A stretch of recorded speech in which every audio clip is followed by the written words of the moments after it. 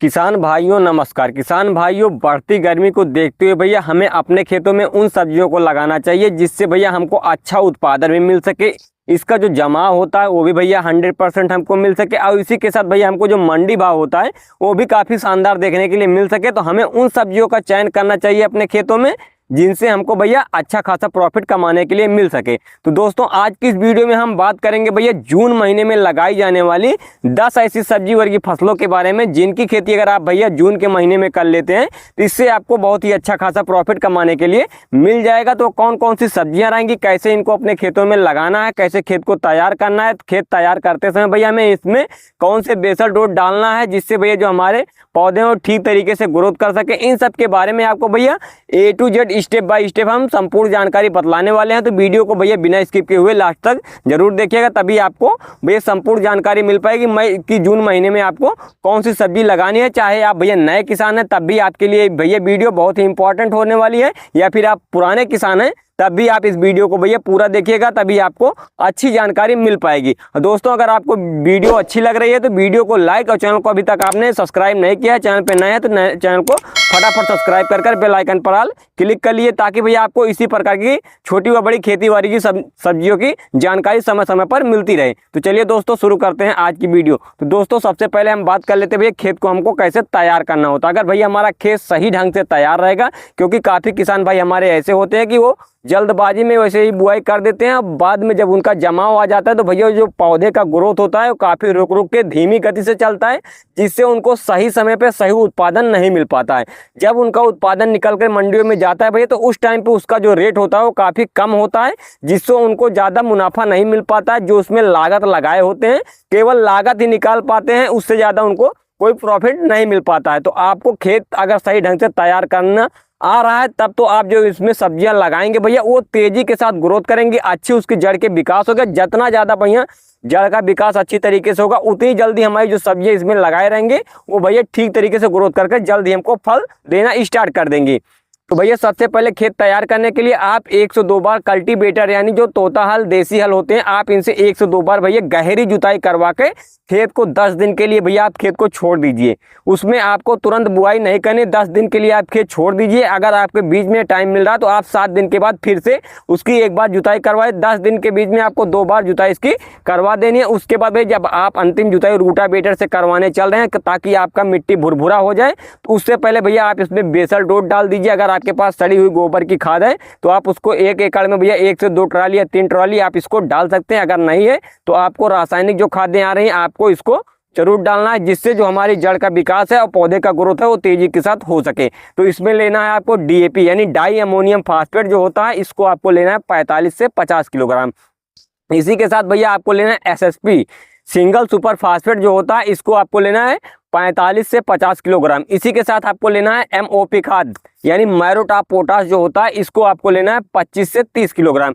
इसी के साथ आपको लेना है जो फ्यूराडान आता है जिसमें कार्बोफ्यूरान 3% पाया जाता है, GR फॉर्म में आता है भैया, आप इसको 4 किलोग्राम 1 एकड़ में इसको ले लीजिए। इन सभी खादों को आप अच्छी तरीके से मिलाकर भैया पूरे खेत में छिड़काव कर उसके बाद आपको अंतिम जुताई भैया रूटावेटर से करवा लेनी है। अगर आपके यहाँ SSP सिंगल सुपर फास्फेट नहीं मिल रही है तो आप जो NPK दानेदार में आता है आप भैया इसको ले सकते हैं। उसके बदले में इन सभी खादों को अच्छी तरीके से मिलाकर पूरे खेत में छिड़काव कर अंतिम जुताई आपको रूटावेटर से करवाकर मिट्टी को भैया पूरा भुरभुरा बनवा लेना है, ताकि जब हमारा पौधा जब ग्रोथ करे भैया, जब उसकी जड़ का विकास हो तो अच्छी तरीके जितना ज़्यादा भैया हमारा मिट्टी भुरभुरा रहेगा उतनी ही तेजी के साथ भैया जो हमारा ग्रोथ है वो अच्छी तरीके से हो पाएगा। तो खेत तैयार हो गया। अब बात कर लेते हैं दोस्तों कि हमें इसमें कौन सी सब्जियां लगानी है। तो भैया जो आपको पहले नंबर पर सब्जी लगानी है बिल्कुल कम खर्च में, जी हाँ भैया एकदम ना के बराबर इसमें लागत लगे, केवल आपका बीज का जुताई का पैसा लगेगा।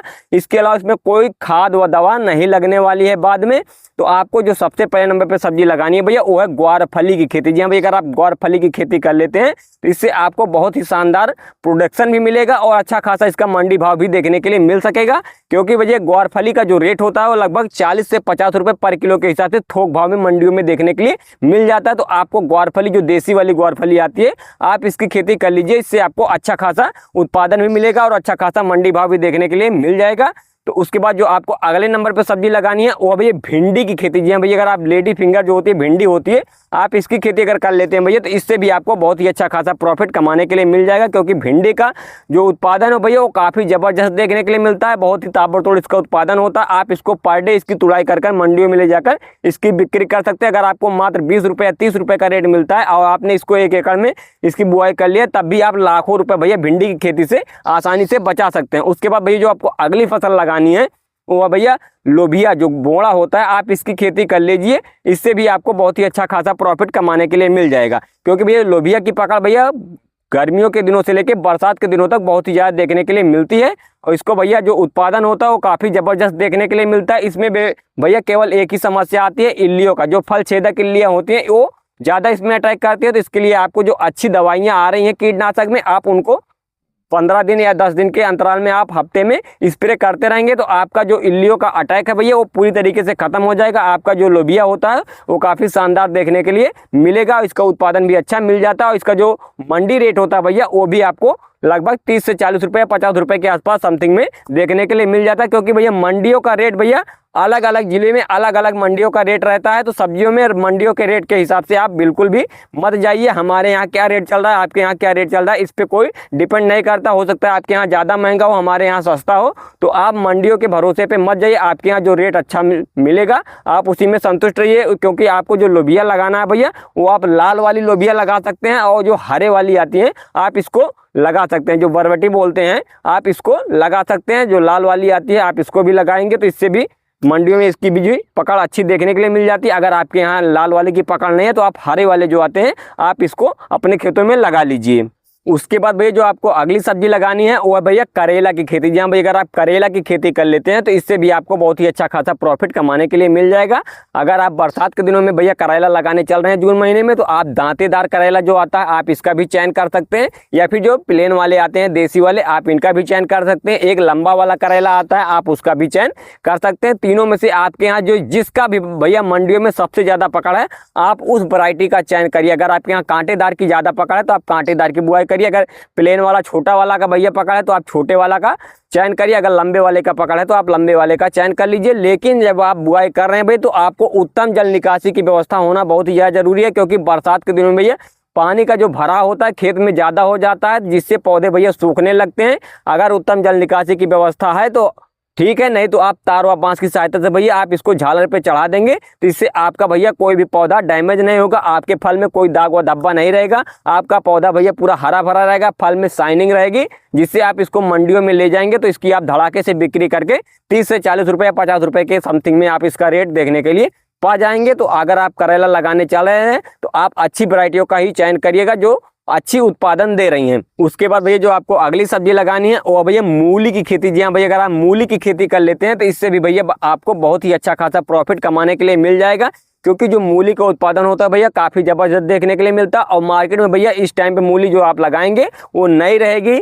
ज़्यादा किसान भाई मूली नहीं लगा पाए हैं अभी, और ना ही अभी लगाएंगे, क्योंकि गर्मियों का टेम्परेचर ज़्यादा है तो मूली वो बहुत ही कम लगाएंगे। और उसके बाद बरसात जब आ जाती है तब भी वो मूली की बुआई नहीं करते। लेकिन ठंडियों के समय में भैया मूली की बुआई सभी किसान भाई करते हैं। अगर आपको अच्छा पैसा कमाना है मूली से तो आप जून महीने से ही मूली की बुआई कर दीजिए, ताकि बरसात तक अगर आप बुआई करते हैं लगातार तो आपको अच्छा खासा लाखों रुपए बचाने का मौका मिल जाएगा। तो मूली की आप जो अच्छी वैरायटियाँ हैं, सिजेंटा की है, सैंग्रो की है, जो अच्छी वैरायटियाँ आ रही हैं जैसे नोबेल की है, आप अच्छी वैरायटियाँ जो आ रही हैं इनको आप लगाएंगे तो इससे आपको अच्छा खासा उत्पादन के साथ अच्छा मंडी भाव भी देखने के लिए मिल जाएगा। अगर आप भैया मूली लगाने चल रहे हैं, आपके मूली में भैया रोग लग रहा है, तो उसके लिए आप जो लिसेंटा आता है आप इसका स्प्रे भी कर सकते हैं। अब बुआई के समय आप इसको उसमें बीज के साथ आप मिलाकर भैया छिड़काव कर देंगे तो आपकी मूली की जो जड़ में रोग लग जाता है वो रोग नहीं लगेगा। अगर आपको संपूर्ण जानकारी नहीं है भैया, आपको यहाँ पे जो वीडियो दिख रहा है लास्ट में अभी आएगा, इसको आप देख लेंगे तो मूली की खेती में जो आपकी जड़ में रोग लग जाता है उससे आपको एक ही बार में छुटकारा मिल जाएगा। तो आपको इस वीडियो को जरूर देख लेना है। उसके बाद भैया जो आपको अगली फसल लगानी है वो भैया लौकी की खेती। अगर आप चाहें तो लौकी की खेती कर सकते हैं, या फिर आप चाहें तो नेनुआ जो तुरई होता है आप इसकी खेती कर लीजिए। हमारे हिसाब से भैया लौकी की बुआई ज़्यादा किसान भाई कर रहे हैं तो आप लौकी मत लगाइए। लौकी का अगर आपको लगा रहे हैं तो इसका जो रेट है भैया वो लगभग 10 से 12 रुपए के आसपास समथिंग में आपको देखने के लिए मिल जाएगा। लेकिन अगर आप वहीं पे नेनुआ और तुरई की खेती कर लेते हैं भैया, तो इसका जो रेट रहेगा वो भैया मंडियों में लगभग 15 से 20 रुपए के आसपास या 25 रुपए के आसपास समथिंग में आपको देखने के लिए मिल जाएगा। तो हमारे हिसाब से भैया आप लौकी की बुआई मत करिए, लौकी की ज़्यादा बुआई हो रही है, लौकी और कद्दू इनकी बुआई ज़्यादा हो रही है। आप इसके बदले में नेनुआ और तुरई की जो खेती होती है आप इसको कर लेते हैं भैया, तो इससे आपको अच्छा खासा उत्पादन के साथ अच्छा खासा मंडी भाव भी देखने के लिए मिल जाएगा। उसके बाद भैया जो आपको अगली सब्जी लगानी है वो भैया पालक की खेती, जो पत्तेदार पालक आती है, आप पत्तेदार पालक की बुआई करना स्टार्ट कर सकते हैं भैया जून के महीने से, क्योंकि गर्मियों के समय में भैया पत्तेदार जो पालक आती है इन्हीं की भैया पकड़ रहती है, इन्हीं का जर्मिनेशन आता है। आप कांटेदार जो पत्तियां वाली पालक आ रही हैं उनकी बुआई बिल्कुल मत करिए, क्योंकि उनका जमाव बिल्कुल नहीं आएगा। तो आपको अच्छी वैरायटी की, जिसे प्रसाद की आ रही है और भी कंपनियां दे रही हैं, तो आप अच्छी वैरायटियों को लाकर अपने खेतों में बुआई कर लेंगे तो पालक से भी आपको अच्छा खासा मोटा पैसा कमाने के लिए मिल जाएगा। इसका जो मंडी भाव रहता है लगभग भैया बरसात के दिनों में 30 से 35 रुपये 40 रुपये के आसपास समथिंग में आपको देखने के लिए मिल जाएगा। उसके बाद भैया जो आपको अगली सब्जी लगानी है वो है भैया बैगन की खेती। जी हाँ भैया, अगर आप बैगन की खेती कर लेते हैं तब भी आपको इससे भैया अच्छा खासा प्रॉफिट कमाने के लिए मिल जाएगा। बैगन में भैया 3 बीमारियां सबसे ज़्यादा आती है। पहला भैया जो आता है इसमें सफ़ेद मक्खी यानी व्हाइट फ्लाई जो होती है, इनका अटैक सबसे ज़्यादा देखने के लिए मिलता है। इसी के साथ भैया जो सूट बोरर और फल छेदक यानी और तना छेदक जो होते हैं इनका अटैक, इन तीनों का भैया अगर आप रोकथाम कर लेते हैं समय समय पे तो आपके बैगन का भैया उत्पादन एक नंबर निकलेगा और इससे आपको अच्छा खासा उत्पादन के साथ साथ अच्छा खासा मंडी भाव भी देखने के लिए मिल जाएगा। तो अगर आपको बैगन की खेती में भैया अगर सफ़ेद मक्खी की और फल छेदक तना छेदक की अगर भैया जानकारी नहीं कि हमें कौन सी दवा कब स्प्रे करनी चाहिए जिससे हमारे पौधे में भैया ये तीनों बीमारियां ना लगे, तो इसके लिए भैया हमने वीडियो बना के डाल रखा है हमारे चैनल पे, आप जाके वहां से इसको देख सकते हैं कि आपको बैगन खेती में इन तीनों को कैसे आसानी से कंट्रोल करना है। तो दोस्तों आशा करते हैं आपको जानकारी पसंद आई। कोई जानकारी अगर आपको अच्छी लगी है भैया तो वीडियो को लाइक और चैनल को अभी तक आपने सब्सक्राइब नहीं किया तो चैनल को फटाफट सब्सक्राइब करके बेल आइकन पर ऑल क्लिक कर लीजिए, ताकि भैया आपको खेती बाड़ी से संबंधित सभी जानकारी छोटी व बड़ी हो आपको समय समय पर मिलती रहे। तो मिलते हैं भैया फिर नेक्स्ट वीडियो में, तब तक के लिए जय हिंद किसान दोस्तों।